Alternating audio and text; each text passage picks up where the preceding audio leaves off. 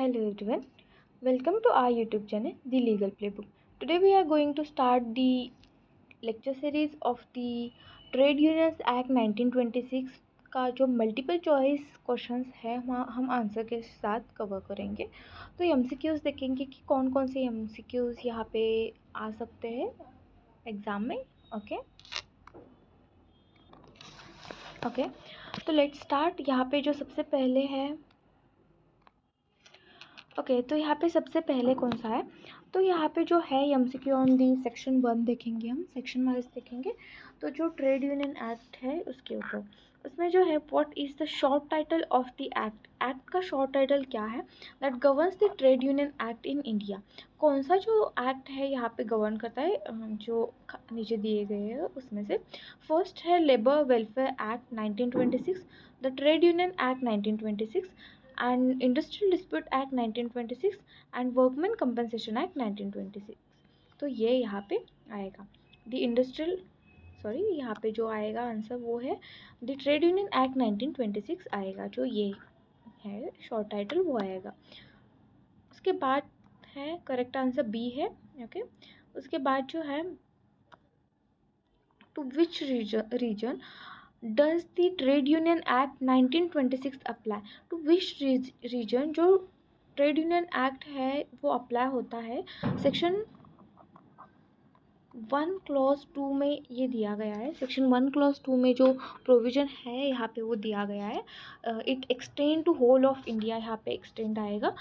A option only major industrial states, only urban areas, C option whole of India and D option only central government establishment. तो यहाँ पे answer क्या आएगा, C option. Okay, correct answer is C, whole of the India. उसके बाद देखेंगे हम third question, who has the authority to appoint the date of commencement, who has authority to commence the date, जो है appoint the date of commencement of the trade union act. तो यहाँ पे कौन, यहाँ पे किसको अथॉरिटी दी गई है, फर्स्ट ऑप्शन जो है A option supreme court, B option president of India, C option central government and D option state government. यहाँ पे आंसर आएगा सी, सेंट्रल गवर्नमेंट आएगा। ये जो है यहाँ पे सेक्शन 1 क्लॉज 3 में दिया गया है, सब सेक्शन 3 में दिया गया है। ओके, उसके बाद देखेंगे हम फोर्थ जो है यहाँ पे, how is the date of commencement of the trade union act officially noticed. यहाँ पे कैसे नोटिस किया जाता है जो डेट ऑफ कमेंसमेंट है, तो यहाँ पे फर्स्ट है through a press release, B option through a prime minister's office, C option in the official gazette, D option by word of mouth. तो यहाँ पे कौन सा आंसर आएगा, यहाँ पे सी ऑप्शन आएगा। ओके, ये भी जो है यहाँ पर 1 क्लॉज 3 में ही दिया गया है। ओके, करेक्ट आंसर क्या है, सी ऑप्शन करेक्ट है। ओके, उसके बाद देखेंगे हम फिफ्थ क्वेश्चन। ओके, तो फिफ्थ क्वेश्चन क्या है यहाँ पे, fifth question was when was the trade union act enacted. दो क्वेश्चंस आएंगे यहाँ पे, एक तो इनैक्टमेंट डेट पूछा जा सकता है और इन्फोर्समेंट डेट पूछा जा सकता है। तो इनैक्टमेंट डेट और इन्फोर्समेंट डेट में आपको कंफ्यूज नहीं होना है, इनैक्टमेंट डेट पहले आएगा फिर इन्फोर्समेंट डेट आएगा। ओके, इनैक्टमेंट डेट आएगा फिर इन्फोर्समेंट डेट आएगा। ओके, पहले जो है वो देखेंगे इनैक्टेड कब हुआ है ये, ए ऑप्शन 1 मई 1926, बी ऑप्शन 25 मार्च 1926, सी ऑप्शन 1 जून 1927 एंड डी ऑप्शन 26 जनवरी 1950। तो यहाँ पे से कौन सा आंसर आएगा, 25 मार्च 1926 जो करेक्ट आंसर है वो आएगा यहाँ पे। ओके, बी ऑप्शन आएगा। ओके, तो अब enforcement date came into force on enforcement date बोला जाता है इसको। एनफोर्समेंट डेट क्या है यहाँ पे वो बताना है हमको। तो ये तो इनैक्टमेंट डेट हुआ, ये तो नहीं आएगा यहाँ पे। उसके बाद 1 मई 1926, 1 जून 1927 एंड 2 अक्टूबर 1926। तो करेक्ट ऑप्शन क्या है यहाँ पे, 1 जून 1927। यहाँ पे 1 जून 1927 करेक्ट आंसर है। Okay, C option is correct. देखिए यहाँ पे करेक्ट ऑप्शन दिया गया। ओके, नेक्स्ट सेक्शन देखेंगे हम, section number 2 trade union act का।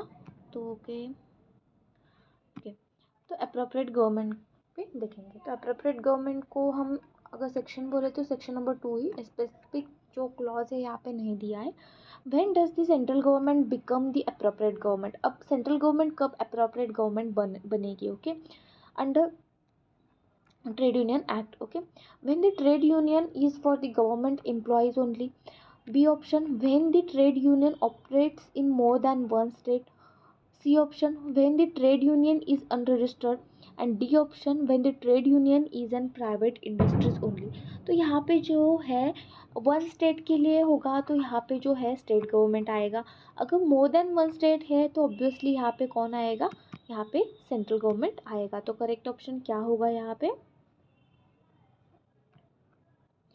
बी ऑप्शन यहाँ पे करेक्ट आएगा, okay, B option when the trade union operates in more than one state, okay. Next जो है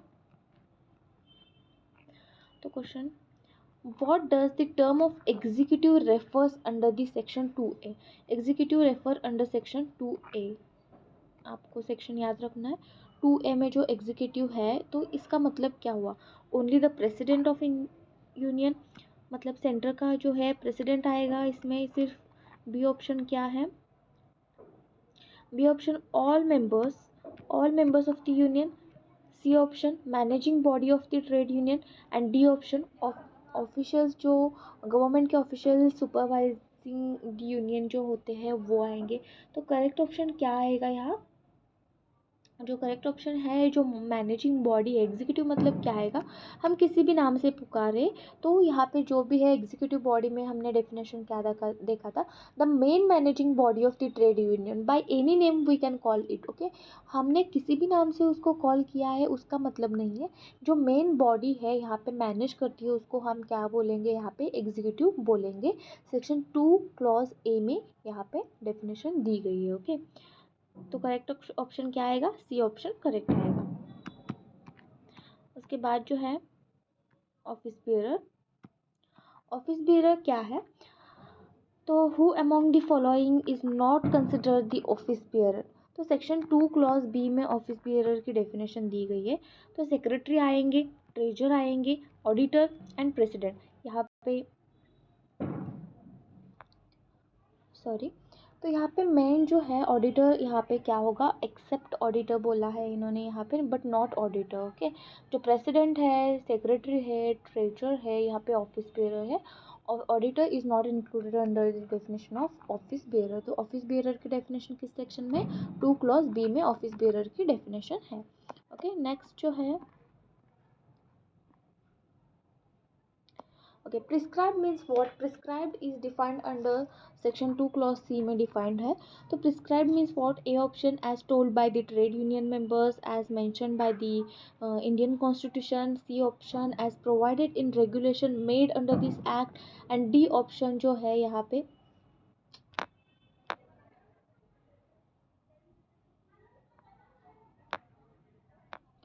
ओके। तो डी ऑप्शन कौन है, as decided by the registrar personally, जो प्रिस्क्राइब है। तो इसका करेक्ट आंसर क्या होगा, सी ऑप्शन यहाँ पे करेक्ट आंसर होगा, as provided in the regulations made under this act. तो देखते हैं करेक्ट आंसर क्या है, C option as provided in the regulation made into the act जो है वो आएगा, ओके। उसके बाद है रजिस्टर्ड ऑफिस जो है, यहाँ पे registered office, what mean by the registered office, जो रजिस्टर्ड ऑफिस है उसका मीनिंग क्या होगा यहाँ पे दिया गया है। तो जो है यहाँ पे any branch office of the union, the office registrar, head office of the registrar, office of any bearer. तो 2D में जो रजिस्टर्ड ऑफिस है उसमें क्या आएगा, हेड ऑफिस जो है main head office of the registrar वो ही यहाँ पे आएगा, ओके।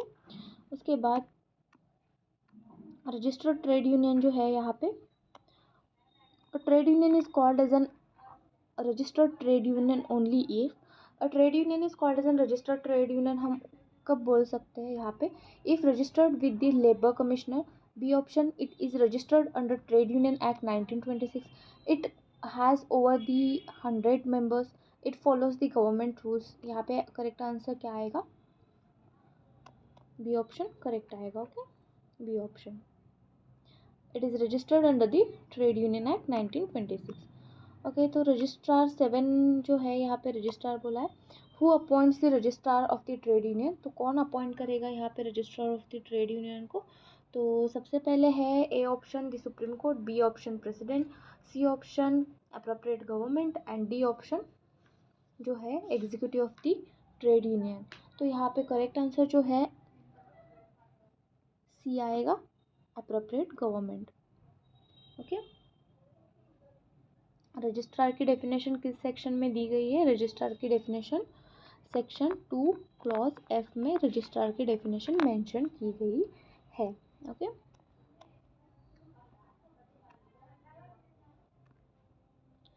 उसके बाद जो है who has considered the registrar of the trade union, आप किसको कंसिडर कर सकते हैं as a registrar of the trade union. तो यहाँ पे दिया गया है, तो तमिलनाडु की क्वेश्चन है यहाँ पे, तमिलनाडु में इन वर्किंग तमिलनाडु, तो any central officer, B option registrar appointed for Tamil Nadu, C option labour minister, D option registrar of the neighbouring state. तो यहाँ पे कौन सा ऑप्शन करेक्ट आएगा यहाँ पे, तो बी ऑप्शन यहाँ पे करेक्ट आएगा। स्पेसिफिक स्टेट के लिए बोला है, तो यहाँ पे बी ऑप्शन जो है स्पेसिफिक स्टेट का जो रजिस्ट्रार है वही यहाँ पे आएगा, B option is an correct option. उसके बाद ट्रेड डिस्प्यूट जो है यहाँ पे, trade dispute includes the dispute between the employer and government, workman and police, employers workman, workman workman and employers, member of parliament, यहाँ पे सी ऑप्शन करेक्ट आएगा। अब जो ट्रेड डिस्प्यूट है, ट्रेड डिस्प्यूट किस सेक्शन में दी गई है, तो 2 क्लॉज जी में ट्रेड डिस्प्यूट की डेफिनेशन दी गई है। उसके बाद देखेंगे हम, करेक्ट ऑप्शन सी आएगा। ओके, उसके बाद जो है trade dispute must be related to the family issues of the workers, property rights, C option employment, non-employment or condition of the laborers and political affiliation। तो यहाँ पे जो trade dispute must be related to किससे related होना चाहिए, जो employment है, non employment है उसके रिलेटेड होना चाहिए, पॉलिटिकल वगैरह नहीं होना चाहिए यहाँ पे। तो option number C is an correct option होगा यहाँ पे। Okay, C option is an correct option. उसके बाद जो है वर्कमैन की डेफिनेशन किस सेक्शन में दी गई है, आप कमेंट सेक्शन में बता दीजिए मुझे, वर्कमैन की डेफिनेशन किस सेक्शन में दी गई है। Under the trade union act, who are considered workman, only full time, B option only union members, C option all persons employed in trade और industry regardless of employer, D option government officer.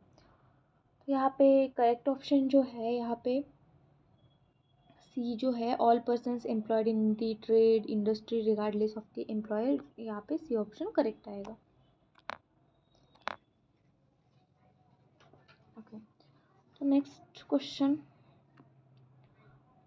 Trade union. Trade union under section 2H जो है यहाँ पे, तो refers to the formed regulated relation between the, जो है यहाँ पे सेम ट्रेड हमने डिस्प्यूट में देखा था वही आएगा, सी ऑप्शन आएगा। उसके बाद नेक्स्ट जो है यहाँ पे, which of the following is included into the definition of trade union. तो यहाँ पे ए ऑप्शन है government department, NGO, C option federation of trade union and D option private companies. तो जो यहाँ पे है included definition of trade union में कौन इंक्लूड होगा यहाँ पे, ऐसी जो यहाँ पे पूछा है, तो यहाँ पे federation of the trade union जो है यहाँ पे वो यहाँ पे इंक्लूड होंगे, फेडरेशन इंक्लूड होंगे, C option is an correct. Okay, correct option is C. Okay, okay, उसके बाद जो है प्रोविजो पे है exception, which of the following is not govern under the trade union. तो यहाँ पे ट्रेड यूनियन के अंडर कौन सा जो है यहाँ पे गवर्न नहीं होता है वो देखेंगे। Agreement between the trade union members, agreement between the employer and employees about the condition of an employment, and C agreement between the union for forming federation, D option agreement between workman and regarding wages dispute जो है इसके लिए। तो तो यहाँ पे correct option जो है बी ऑप्शन आएगा यहाँ पे। Agreement between the employer and employees about the condition of an employment, यहाँ पे हमने नहीं, यहाँ पे क्या है जो एक्सेप्शन में फॉल करता है। यहाँ पे जो सेक्शन 2 का जो प्रोविजन दिया गया है ना, not covered into the act, तो यहाँ पे जो बिजनेस पार्टनर्स है, एम्प्लॉयर एम्प्लॉयज़ की जो एग्रीमेंट है वो नहीं आएगा। सेल ऑफ गुड्स जो है यहाँ पे वो नहीं आएगा। अगर ट्रेनिंग की कंडीशन है वो भी नहीं आएगा। And teaching of trade and instruction वो भी यहाँ पे एक्सेप्शन में आ सकता है। Okay, B option is an correct option. उसके बाद जो है यहाँ पे is the private agreement to sell goodwill of the business covered under this act, no, यहाँ पे नहीं होगा। जो प्रोविजो दिया है उसमें ही बताया गया है कि जो प्राइवेट सेल गुडविल है यहाँ पे एग्रीमेंट जो है यहाँ पे नहीं कंसिडर किया जाएगा, कवर नहीं किया जाएगा। ओके ओके, नेक्स्ट जो है यहाँ पे सेक्शन 3 पे एमसीक्यूज है। Appointment of registrar. Appointment of registrar जो है, रजिस्ट्रार की डेफिनेशन हमने देखी थी 2F में, आपको ऐसे ही लिंक करके याद रखना है। 2F में रजिस्ट्रार की डेफिनेशन दी गई थी। तो अब अपॉइंटमेंट करेंगे यहाँ पे जो रजिस्ट्रार है उसको। Question number 1, who appoints the registrar of the trade union. अब अपॉइंटमेंट कौन करेगा, अपॉइंटमेंट ऑफ रजिस्ट्रार में कौन अपॉइंटमेंट करेगा यहाँ पे। तो सबसेक्शन 1 में ही बोला है, जो 3 सबसेक्शन 1 में, तो इसमें है first option supreme court, second option central government only, C appropriate government, central government और state government, D option the trade union itself. तो करेक्ट ऑप्शन कौन आएगा यहाँ पे, अप्रोप्रिएट गवर्नमेंट, सेंट्रल और state government. C option correct आएगा। Okay, C option is an correct option. Next, what is the role of additional and जो deputy registrar है उनके रोल क्या है। तो यहाँ पे जो 2 हमने देखा था ना, 2F की डेफिनेशन है, उसमें एडिशनल एंड जो डिप्टी है वो भी यहाँ पे इंक्लूडेड है। तो ए में क्या बोला है, रिप्लेस द रजिस्ट्रार परमानेंटली, यहाँ पे replace the registrar permanently. B option they assist the registrar under the registrar supervision. C option act independently without supervision. They handle only financial matters of the union. तो यहाँ पे correct option जो है इसमें B option जो है यहाँ पे करेक्ट ऑप्शन है। They assist the registrar under the registrar supervision. Okay, next देखेंगे जो है question number 3, who decides the power and the local jurisdiction of the additional and deputy registrar. First option registrar alone, second option trade union act specifies fixed powers, C option appropriate government by issuing order and D option union members for the vote। तो correct option कौन सा आएगा यहाँ पे, correct option जो है C option आएगा, appropriate government by issuing an order. यहाँ पे जो उनका जो लोकल जुरिस्डिक्शन है एडिशनल एंड डिप्टी रजिस्ट्रार का, तो यहाँ पे क्या करेंगे वो यहाँ पे मेंशन करेंगे। ओके, उसके बाद यहाँ पे सेक्शन 3 क्लॉज 2 में ये दिया गया है। उसके बाद next section, when does the additional or deputy registrar act as a registrar for the trade union। तो फर्स्ट ऑप्शन है only when the registrar is absent, when they work in area where union register office is located, C option only during the registration process and D option never, they cannot act as a registrar। तो correct option यहाँ पे B आएगा, when they work in the area where the union's registered office is located, when they work in area, तो यहाँ पे B option is incorrect, when they work in the area where union's registered office is located। next question,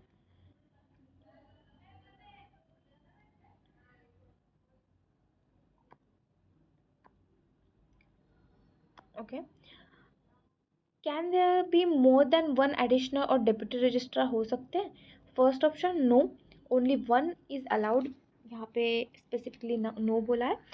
B option yes, as many as the government thinks to fit.